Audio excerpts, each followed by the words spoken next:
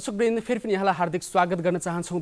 बिहानी संवादमा छौँ हामी। आज बिहानी संवादमा सधैँ जस्तै एकजना पाहुनाको साथमा उपस्थित भएका छौँ। तपाईहरुलाई थाहा छ हामीले यस कार्यक्रममा विविध क्षेत्रहरूसँग सम्बन्धित पाहुनाहरूसँग कुराकानी गर्छौँ, विशिष्ट व्यक्तिहरूसँग कुराकानी गर्छौँ। कहिलेकाहीँ हामी यो राजनीतिका विषय, सामाजिक सांस्कृतिक विषयहरू, आर्थिक कुराहरू, त्यसैगरी प्रकृति पर्यटनका विषयहरू, साहित्य कला सङ्गीतका विषयहरू पनि तपाईहरुको माझमा प्रस्तुत गर्दै आइराखेका छौँ। यो समाज एकजना व्यक्तिले मात्र निर्माण गरेको समाज होइन। यो समाज यहाँसम्म ल्याइपुर्याउनका लागि विविध मानिसहरूले, विविध क्षेत्रका व्यक्तिहरूले निकै ठुलो भूमिका खेलेका छन्। कहिलेकाहीँ ती व्यक्तिहरू अगुवा बनेर खेलेका छन्, कहिलेकाहीँ ती मानिसहरू, आम साधारण मानिसहरूले पनि यो समाजलाई यहाँसम्म ल्याइपुर्याउनको लागि भूमिका खेलिराखेका छन्। त्यसकारण नेपाल एउटा यस्तो देश हो जहाँ चाहिँ बहुजाति, बहुभाषा, बहुधर्म, बहुसांस्कृतिक अथवा विविधताले भरिएको एउटा यस्तो समुन्नत देश हो, उन्नत देश हो। यो भित्र रहेका विविध जातिहरूको कला, साहित्य, संस्कृति अझै पनि जीवित अवस्थामा छन्। तर कहिलेकाहीँ भन्नुपर्छ कुनै जातिहरू विशेष कारणले अथवा कुनै कारणवश कमजोर बन्न पुग्दछन् र उनीहरू लोपोन्मुख अवस्थामा पुग्दछन्। आज हामी एउटा यस्तै लोपोन्मुख जातिको विषयमा कुराकानी गर्दैछौँ र त्यो समुदायको, त्यो जातिको एकजना अगुवासँग कुराकानी गर्दैछौँ। बाँसगढी नगरपालिका 4 मा बस्दै आइरहनु भएको छ राज्य समुदायका अगुवा हुनुहुन्छ कृष्ण प्रसाद राजी। आज हामीसँग कुराकानी गर्दै हुनुहुन्छ। स्वागत छ यहाँलाई। धन्यवाद सर। आराम हुनुहुन्छ? ठिक छ सर। कस्तो छ अवस्था, स्वास्थ्य अवस्था ठिक छ? एकदम ठिक छ सर। आजसम्म एकदम निरोगी छु सर। म रोग भन्ने कुरो जहाँसम्म अब यो बुढेसकालले गर्दा होला यो घोडाको अलिकति समस्या छ सर, नतिरी केही पनि छैन। कति वर्ष पुग्नुभयो? म अहिले 68 वर्ष पुगेँ सर। 68 वर्ष। हजुर। तपाईसँग कुरा गर्नुपर्ने धेरै कुराहरू छन्। अब एक आधा घण्टाको समय छ, अब कति धेरै कुरा गर्न सकिएला। तपाईँ चाहिँ अब लामो समय शिक्षण पेसामा आबद्ध हुनुभयो, शिक्षण पेसा गर्नुभयो। तपाईँले किताब पनि लेख्नुभयो एउटा आफ्नै समुदायको। हजुर। उहाँको चाहिँ राजी समुदायको चिनारी झल्किने गरी एउटा किताब राजीको चिनारी, राजी समुदायको चिनारी भन्ने एउटा पुस्तक पनि आफ्नै भाषाको पुस्तक पनि उहाँले प्रकाशन गर्नुभएको छ। उहाँ चाहिँ 2035 सालमा एसएलसी पास गर्ने राजी समुदायको सम्भवतः पहिलो व्यक्ति हो, किनभने त्योभन्दा अगाडि एसएलसी पास गर्ने व्यक्ति अहिलेसम्म थाहा हुन नसकेको कारणले उहाँलाई नै पहिलो व्यक्ति भन्न सकिन्छ। यद्यपि र उहाँसँग आज हामी कुराकानी गर्दैछौँ। यो विशेष गरी तपाईँ यो आफ्नो बारेमा परिचय दिँदाखेरि चाहिँ कसरी दिनुहुन्छ? आफ्नो बारेमा बताउँदाखेरि चाहिँ के भन्नुहुन्छ? अब मेरो बारेमा यसो बताउँदाखेरि त म आफ्नो जन्मस्थानबाट सुरु गर्छु। मेरो जन्म विक्रम सम्वत 2011 साल आषाढ 10 गते अहिले बाँसगढी नगरपालिका वडा नम्बर 8 भैँससुरमा भएको हो।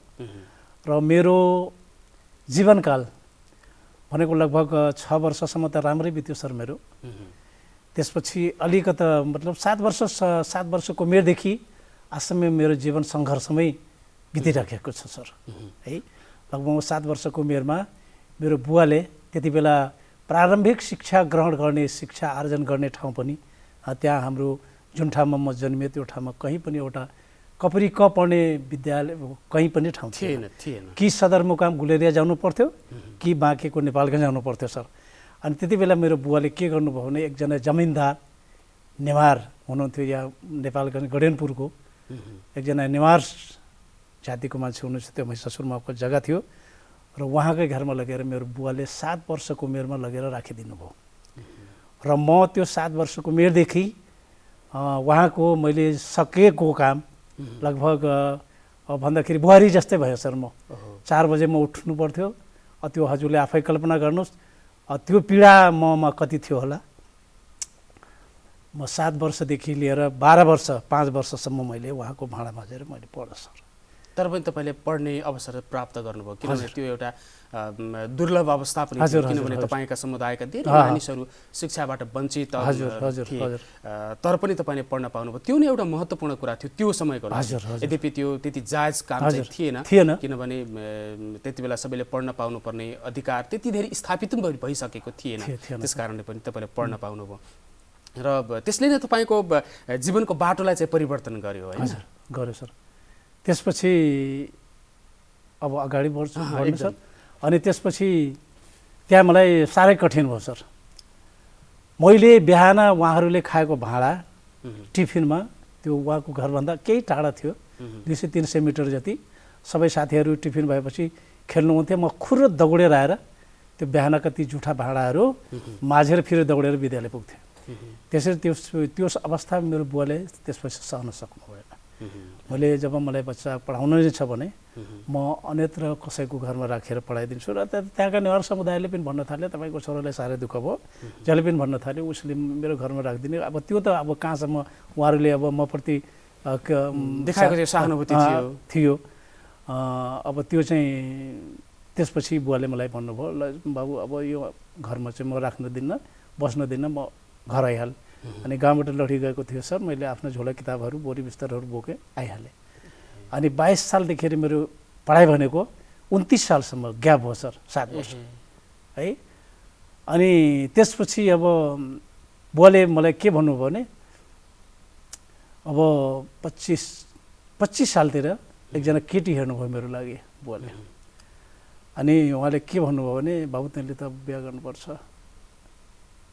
अनि त्यसपछि मैले बुवालाई एउटा मात्र शर्तमा मैले छेराएँ बुवालाई, ल त्यसो भए मेरो बिहा त गर्ने बुवा, म बिहा गर्छु तर एक मात्र शर्तमा बिहा गर्छु। के शर्त हो त्यो? यदि मलाई पढाउने हो भने म बिहा गर्छु, नत्र बिहा गर्दैन। हुन्छ भन्नुभयो उहाँले। अनि मेरो बिहा नगर्ने उमेरमै मैले 35 साल के अरे 26 साल फागुनमा मेरो बिहा गरिदिनु। बिहा भयो हुने बित्तिकै त्यसपछि घरमा दुली आउने बित्तिकै अर्को दिन मैले बुवालाई भने, खै त बुवा मलाई पढाउनु पर्दैन त, तपाईँले त्यही भने होइन? अनि उहाँको बुवाको मुखबाट के शब्द निस्क्यो भने, होइन अब त राजीको बच्चा अब 5 कक्षा पास गरिसकेको छ, आफ्नो यसो चिठी चाप्टा यसो घरको यसो व्यवहार होइन, हिसाब किताब गर्ने सामान्य जोड घटाउहरू यस्तो हिसाब किताब गर्ने भएछ, अब किन चाहियो पढ्नु? अनि त्यसपछि मैले सोचेँ अब मेरो जिन्दगी बर्बाद, अब मैले यो मानव जीवन लिएको चाहिँ केही पनि अर्थ रहेन। त्यो क्रम चल्दै गयो सर। त्यसपछि 30 सालमा जुन अहिले यो ककोरा त्रिभुवन मावि ककोरा छ सर, त्यो ककोरा चाहिँ हाम्रो त्यही भैँसुरको नजिकै एउटा जङ्गलको छेउमा फुसको कटोरो बनाएर त्यहाँ चाहिँ त्यहाँको समुदायले 2-4 जना टिचरहरू राखेर त्यहाँ 6 कक्षादेखि सुरु गरेँ सर। अनि त्यसपछि मैले ल अब तपाईँहरूले, मैले आफ्नो गार्जियनले भने, यदि तपाईँहरूले मभन्दा 2टा दाजु सिनियर पनि हुनुहुन्थ्यो, बुवामा हुनुहुन्थ्यो। अनि मैले भने बुवा मेरो छोरो हो, यसले आफ्नो भविष्य बनाउला, पढ लेख्ला, त्यो सोचेर मलाई पढाइदिनुहुन्छ भने ठिक, होइन त जसरी पनि पढ भनेपछि फेरि म घरबाट अब भाग्छु, भागेर कहीँ गएर कसैको भाँडा माझेर हुन्छ या के गरेर हुन्छ, म चाहिँ पढ्न छोड्दैन।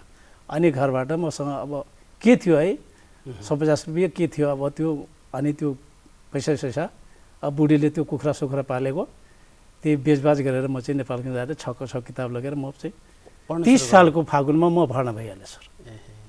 तपाईँको 35 सालको तपाईँको चाहिँ एसएलसी। हजुर।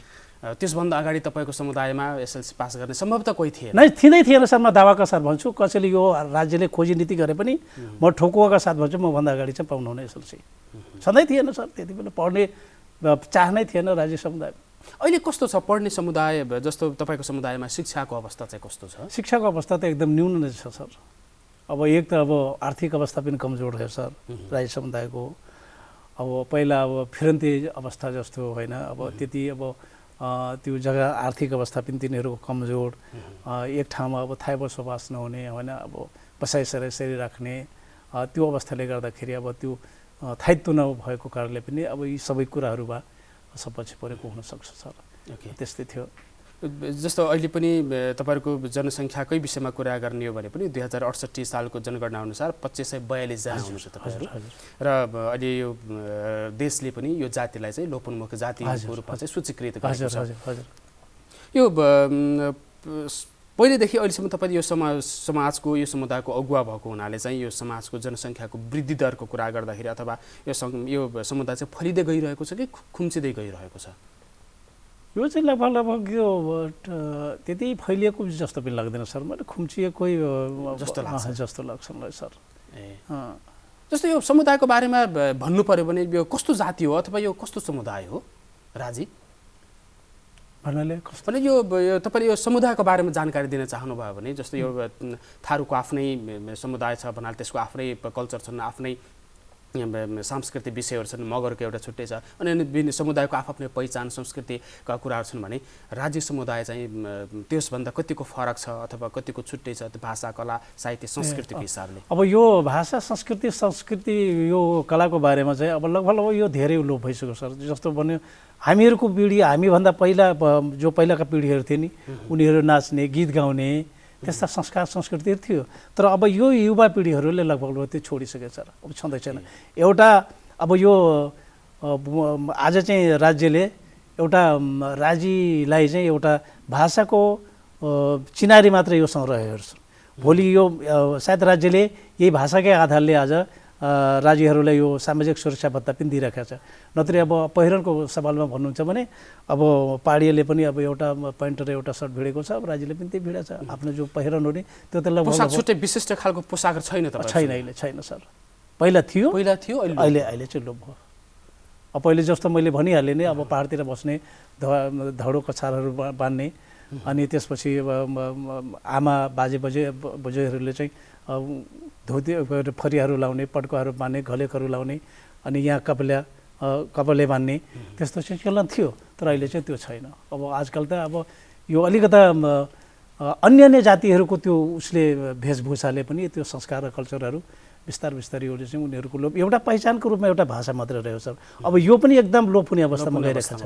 किन भन्नुहुन्छ भने अब एक अन्तर्जातीय विवाह पनि चलिसक्यो होइन हाम्रो राज्य जातिहरूमा। कतिपय युवाहरूले अब अन्य जातिका, अन्य भाषीका युवतीहरूसँग पनि बिहा गर्दै, त्यसले गर्दाखेरि पनि यो भाषा एकदम लोप हुने अवस्था।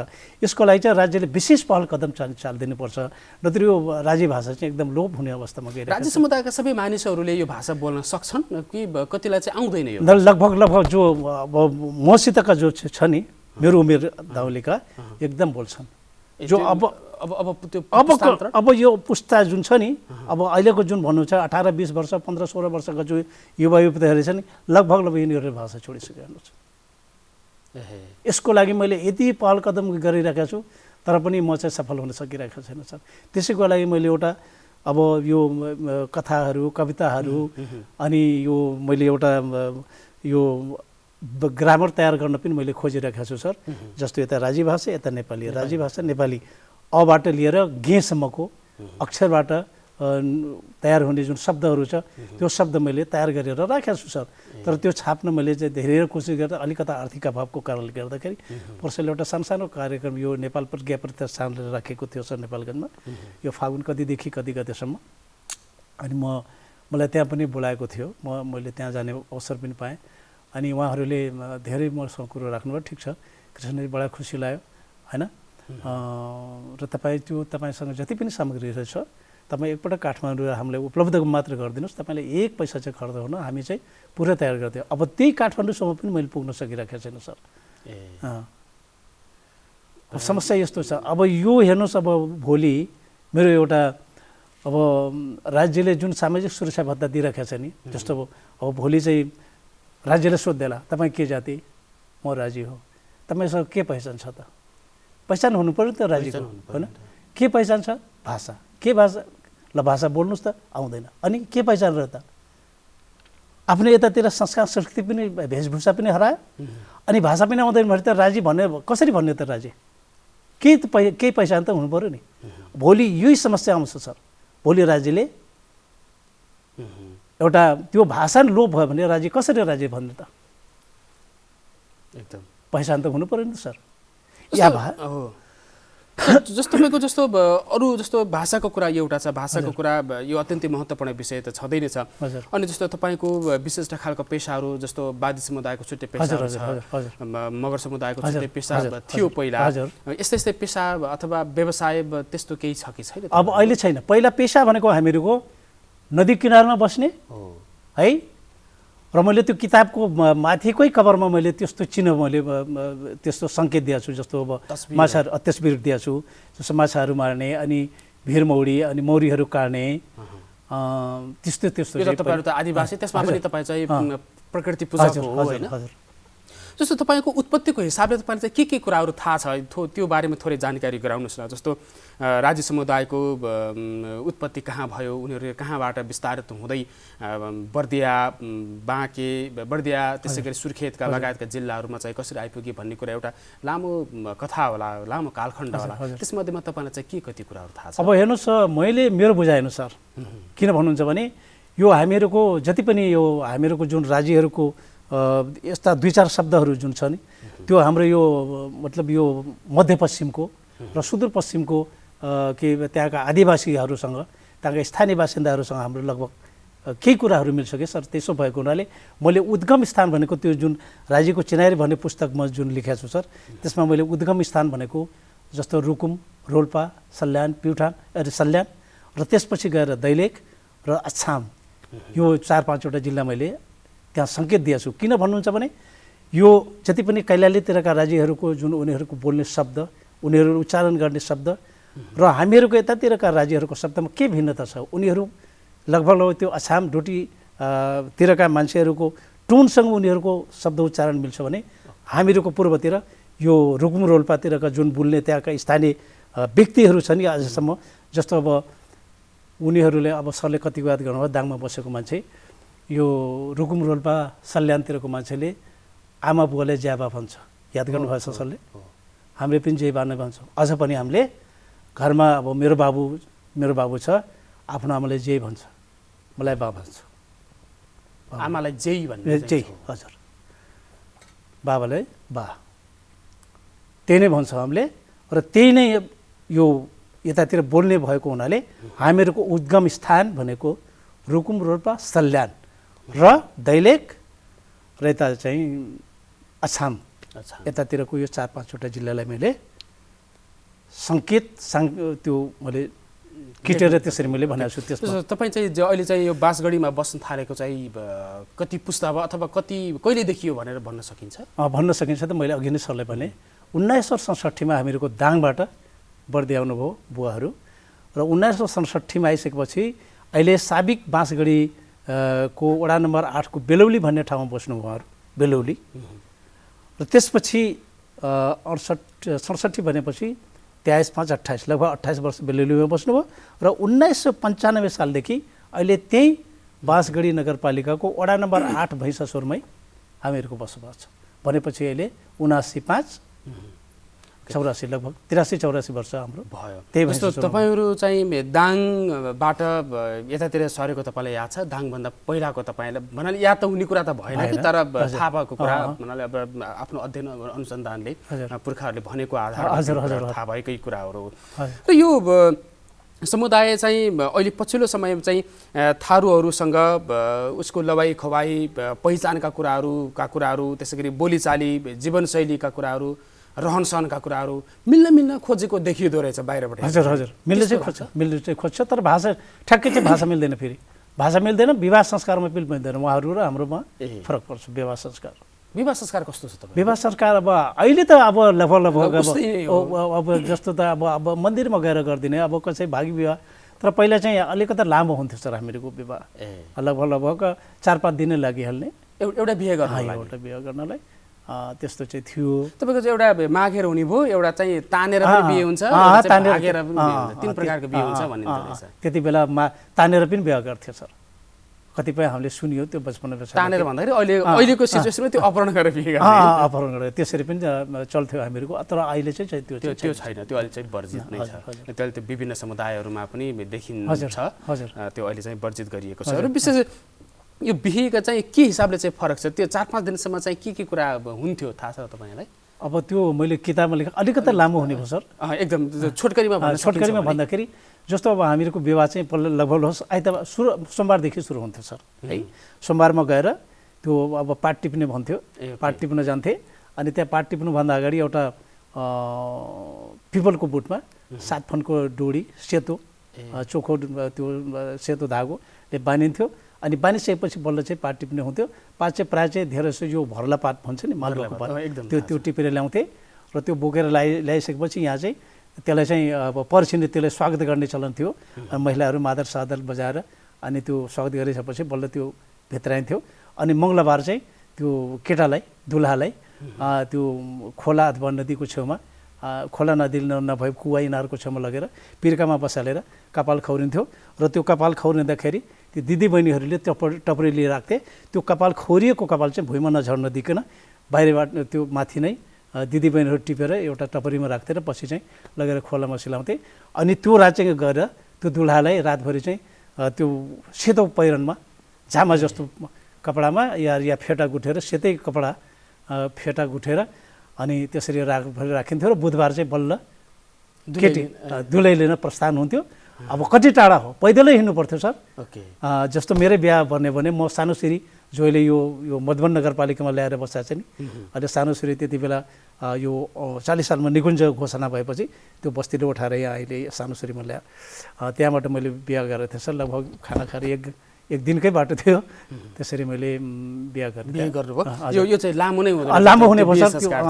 जस्तो तपाईँको अर्को पाटो पनि छ, तपाईँ चाहिँ लेख्नु पनि हुन्छ अथवा तपाईँ कविताहरू साहित्यतर्फ पनि तपाईँले लेखिराख्नु भएको छ। यो लेखन चाहिँ किन आवश्यक पर्यो, किन लेख्नुहुन्छ? यो मैले चाहिँ यो किन लेख्न खोजेँ सर भन्दाखेरि यो अब धेरै कुराहरूबाट हाम्रो जाति चाहिँ पछि पर्न थाल्यो है। कसरी हुन्छ त यो जातिलाई अलिकता सही ट्र्याकमा ल्याउने, अलिकता तिनीहरूको मानसिकतामा के परिवर्तन गर्न सकिन्छ कि यो साहित्य कविता अथवा गीतहरूको माध्यमबाट त्यो युवा जो 2-4 कक्षा अलिक पढे लेखेका छन् उनीहरूले बुझ्छन् कि हामीमा पनि केही परिवर्तन हुनु पर्यो, हामी पनि शिक्षा दीक्षा ग्रहण गर्नु पर्यो, हामीले पनि यसो 2 पैसा आर्जन गर्ने त्यतापट्टि लाग्नु पर्यो, त्यो कमाएको आर्जिएको पैसा त्यसबाट केही 2-4 पैसा बचत गर्ने त्यस किसिमको मानसिकता बनोस् भन्ने त्यो हिसाब किताबले चाहिँ मैले यसरी बेला बखतमा मैले आफ्नो समुदायमा मैले यस्तो कलम चलाइरहेको छु, यस्तो गर्नुपर्छ भन्ने किसिमको। जस्तो अस्ति पनि सरले मेरो कविता सुन्नु होला, मैले यो मच्या भन्ने शीर्षकमा मैले कविता लेखेको थिएँ। मच्या भनेको माटो, त्यसमा चाहिँ शीर्षक राखेर अब माटोलाई हामीले यसरी माया गर्नुपर्छ भने त्यो मानसिकता चाहिँ खेती किसानी गर्नुपर्छ, भएको 2-4 कट्ठालाई चाहिँ खेर पाल्नु हुँदैन। बेला बखतमा हामीले त्यस्तो मानसिकता बनोस् भन्ने हिसाबले नै त्यो लेख्नु पर्यो। तपाईँ गीत पनि लेख्नुहुन्छ, गीत गाउनु पनि हुन्छ? हजुर गाउँछु सर मैले। अहिले कुनै एउटा गीत प्रस्तुत गर्न सकिन्छ? सकिन्छ सर। ल प्लिज एउटा गीत सुनाउनु। हुन्छ सर। म यो गुरुमको पीडा भन्ने शीर्षकमा मैले मैले गीत लेखेको थिएँ। यो गुरुमको पीडा भनेको छोरीको पीडा। छोरीले गुरुम भन्छ हजुर राज्य भाषामा। ग्रम काना लेटनिङ नो स्कुल टास्लानिङ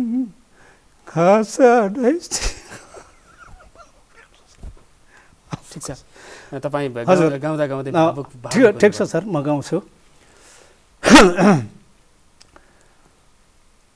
मैले यो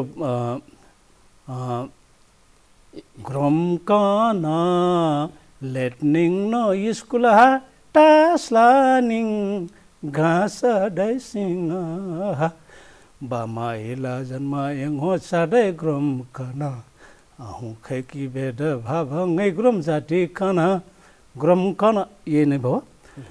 पढेट लेखेट बढे वही त्रोकी भविष्य खुस कन कुन्टा बहे गामा दैन महा ग्रम कना लेटनिङ नो स्कुल टास्लानिङ घाँस डैसिङ।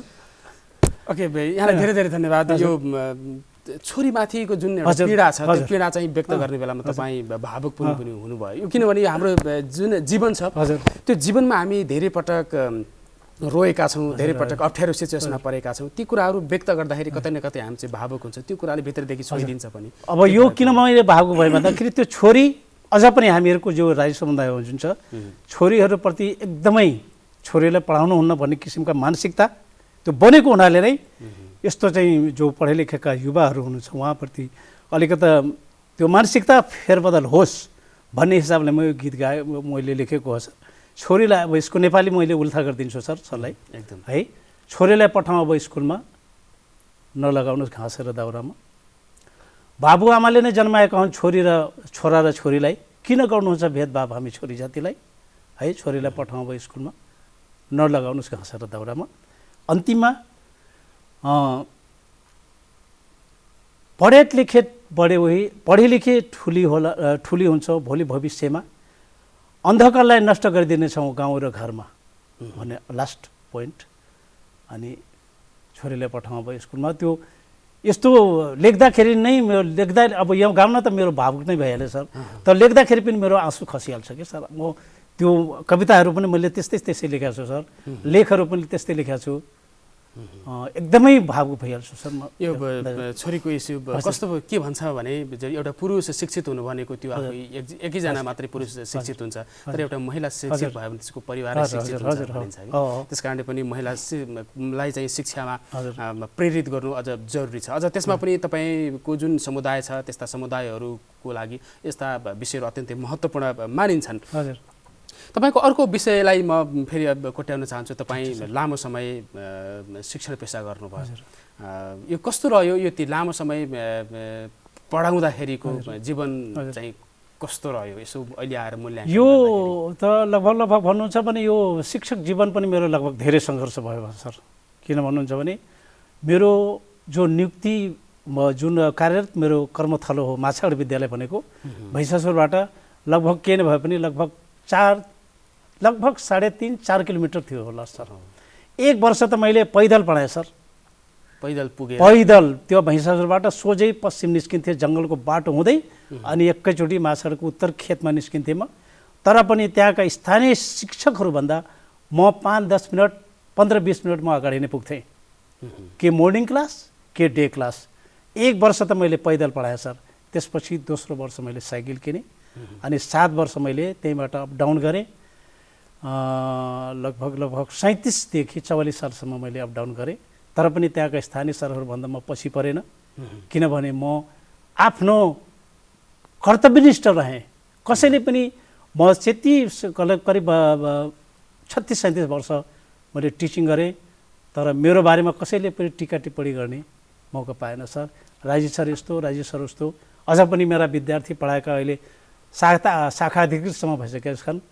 म त्यहाँ माछाड रमन्जेलसम्म उहाँहरू बिदाको बेलामा आएपछि मलाई बिदा गरेर भेटेर जानुहुन्थ्यो, सर हामीलाई पढाउनु अरू सरहरूले पनि पढाउनु भयो, तर हजुरले चाहिँ हामीले बिर्सिन सकेनौँ। किनभने क्लासमा प्रवेश गरिसकेपछि हजुरले जीवनमा भोगेका तिता मिठा ती आरोहहरू थोरै भए पनि 1-2 मिनट भए पनि त्यो कुराहरू सुनाउँदै बल्ल तपाईँले पाठ सुरु गर्नु, त्यो कुरा अझ पनि हाम्रो दिमागमा एकदम ताजा भएर बसेको छ सर। त्यसो भएको हुनाले हामीले चाहिँ तपाईँलाई बिर्सन सकेको छ।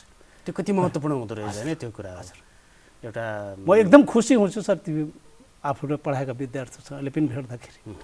त्यही त एउटा मानिसले एउटा अग्रजले भोगेको दुःखहरू भोगेका पीडाहरू आफ्ना अर्को पुस्तालाई सुनाउनु त्यो कस्तो हुन्छ भने जस्तो मैले अहिलेको जमानामा मैले सबै कुराहरू आफैले भोगेर चाहिँ सिक्न सक्दिनँ किनभने मैले सिक्नको लागि तपाईँको जीवनबाट सिक्नुपर्छ, अर्काको जीवनबाट सिक्नुपर्छ, अर्काको जीवनबाट सिक्नुपर्छ। हामी अब कार्यक्रमको अन्तिम चरणमा छौँ। हामी कुरा गर्नुपर्ने धेरै विषयहरू थिए। यो समुदायलाई अब अगाडि बढाउनको लागि तपाईँ एउटा अगुवा हुनुहुन्छ, तपाईँ जस्ता अरू धेरै मानिसहरू पनि छन् आफ्नो क्षेत्रबाट काम गरिराखेका छन्। यो समाजले अथवा यो राज्यले यो सरकारले अथवा कसले के गरिदिए हुन्थ्यो भन्ने लाग्छ तपाईँको समुदायको विकासको लागि विस्तारको लागि? अब यो राज्यले हुन त अहिले यो सामाजिक सुरक्षा भत्ता दिइरहेको छ सर है। अब त्यो जन्मिएपछि आफ्नो ती डकुमेन्टहरू राज्यले खोजेका ती प्रक्रियाहरू पुऱ्यायो भने उसले चाहिँ मासिक 4,000 रुपियाँ पाउँछ। तर त्यो मासिक 4,000 रुपियाँ मात्र यो पर्याप्त छैन सर। मैले भन्न खोजेँ के भन्दाखेरि म अझ पनि त्यही स्थानीय निकायमा जो बसेर काम गरिराख्नु भएको छ उहाँहरूले मैले के भन्छु भन्दाखेरि सकभर चाहिँ राज्य समुदायको लागि राज्यले उनीहरूलाई सिपमूलक आय आर्जन हुने किसिमका कामहरू त्यो समुदायमा ल्याइदिएपछि उनीहरूको जुन जीवनस्तर हो केही त्यो जीवनस्तरमा केही फरक बनाउँथ्यो कि। अब जस्तो अब जुन ठाउँमा म अहिले बसिरहेको छु हाम्रो यो बाँसगढी नगरपालिकाको 4 नम्बर र 8 नम्बरमा गरेर अहिले 31 कुरिया छौँ हामी, घरधुरी छौँ राज्यहरू 31 घरधुरी छौँ सर। अब उहाँहरूको जीवनस्तर भन्नुहोस् भने एकदमै नाजुक छ सर। लगभग अहिले उहाँहरूको पेसा व्यवसाय के छ?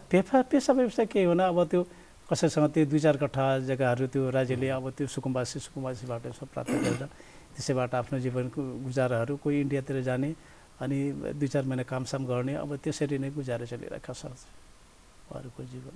आर्थिक रूपमा चाहिँ कमजोर, एकदमै कमजोर।